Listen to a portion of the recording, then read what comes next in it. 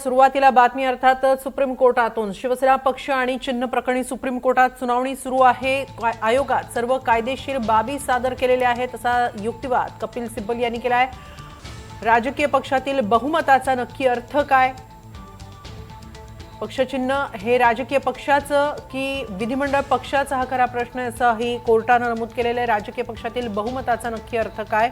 राजकीय पक्षातील बहुमताच्या मर्यादा काय आहेत असे प्रश्न सरन्यायाधीशांनी कपिल सिब्बल यांना केलेले आहेत। याबाबत अधिक माहिती घेऊया आमचे प्रतिनिधी रामराजे शिंदे यांच्याकडून। रामराजे, आजची सुनावणी किती महत्त्वाची आहे? काय नेमकं घडतंय आजच्या सुनावणीत? बिलकुल, आता कोर्टाने या सुनावणीमध्ये अतिशय महत्त्वाचा मुद्दा उपस्थित केलेला आहे की वारंवार कपिल सिब्बल म्हणत होते की पक्ष आमच्या बाजूने आहे, तर मग पक्ष तुमच्या बाजूने आहे, तर मग हे बहुमत जे आहे पक्षातलं ते कसं आहे? कारण विधिमंडळातलं बहुमत जे आहे ते सांगता येतं की समजा की जर जेवढे आमदार असतील तर त्या आमदारामधील बहुसंख्य आमदार जर एकमेव चिन्हाच्या बाजूने असतील तर ते बहुमत जे आहे ते सांगता येऊ शकतं आकड्यानुसार। मग पक्षातलं बहुमत हे कशा पद्धतीने सांगता येऊ शकतं? कारण त्याच्यामध्ये अनेक पदाधिकारी आहेत, सदस्य आहेत, माजी आमदार आहेत, माजी खासदार आहेत, विद्यमान आमदार असू शकतात। तर मग हे बहुमत जे आहे ते मोजण्याचं प्रमाण काय आहे किंवा कशा पद्धतीने हे बहुमत मोजलं जाऊ शकतं अशा पद्धतीचा प्रश्न जो आहे तो उपस्थित करण्यात आलेला आहे। हे कसं सिद्ध केलं जाऊ शकतं असं सुद्धा त्याच्यामध्ये सांगण्यात आलेलं आहे। कारण विधिमंडळातील पक्ष, कारण जर फक्त पक्ष जर म्हटलं तर पक्षामध्ये काय काय समावेश केलं जाऊ शकतं?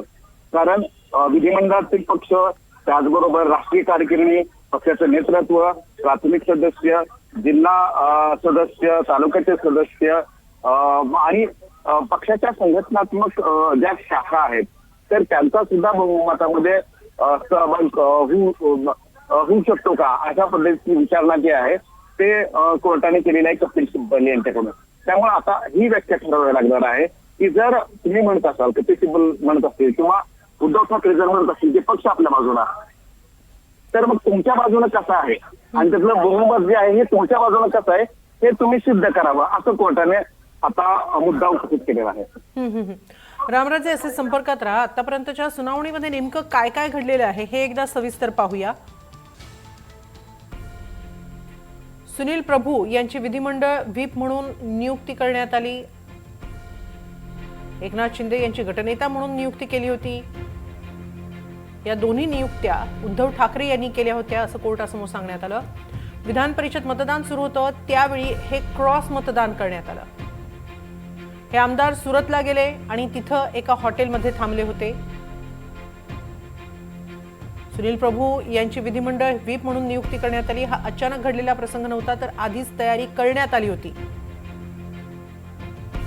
तिथून सर्व आमदार चार्टर प्लेननं गुवाहाटीला पोहोचले। सुरतहून आमदार गुवाहाटीला पोहोचले हा योगायोग नव्हता।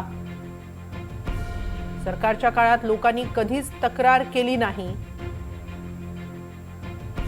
बंडखोर आमदार पूर्वनियोजित रणनीतीनुसार सुरत आणि नंतर गुवाहाटीला गेले असं ठाकरे गटानं कोर्टात सांगितलंय। निवडणूक आयोगानं शिवसेनेला विधिवत पक्ष म्हणून मान्यता दिली। बाळासाहेब ठाकरे हे पक्षप्रमुख होते असंही सिब्बल यांनी कोर्टासमोर सांगितलं। त्यानंतर उद्धव ठाकरे यांनी पक्षाची सूत्र स्वीकारली। पक्ष घटनेच्या कलम 11 अ अंतर्गत 3 उपनेत्यांची नियुक्ती केली। बंडखोर आमदार पूर्वनियोजित रणनीतीनुसार सुरत गुवाहाटीला गेले। तर विधिमंडळ पक्ष हा राजकीय पक्ष नाही असा युक्तिवाद सिब्बल यांनी कोर्टात केला। केवळ राजकीय पक्षाचा नेताच पदच्युत करू शकतो असाही दावा सिब्बलांनी केला। गोगावलेंची व्हीप म्हणून नियुक्ती कशी होऊ शकते असा सवाल सिब्बल यांनी उपस्थित केला। नोटीस मिळूनही आमदार बैठकीसाठी उपस्थित राहिले नाही।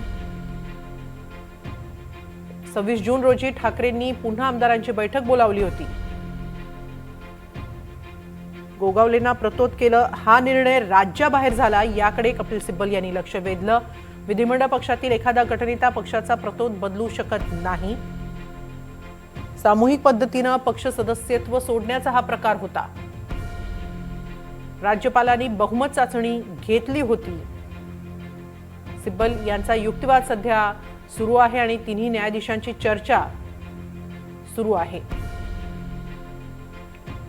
दरम्यान काही सर्वोच्च न्यायालयानं काही सवाल उपस्थित केलेत. निवडणूक चिन्ह नक्की कोणाचं असतं? चिन्ह हे मूळ राजकीय पक्षाचं की विधिमंडळ पक्षाचं, असा सवाल कोर्टानं सिब्बल यांना केला. राजकीय पक्षातील बहुमताचा नेमका अर्थ काय, असाही सवाल कोर्टानं उपस्थित केलाय.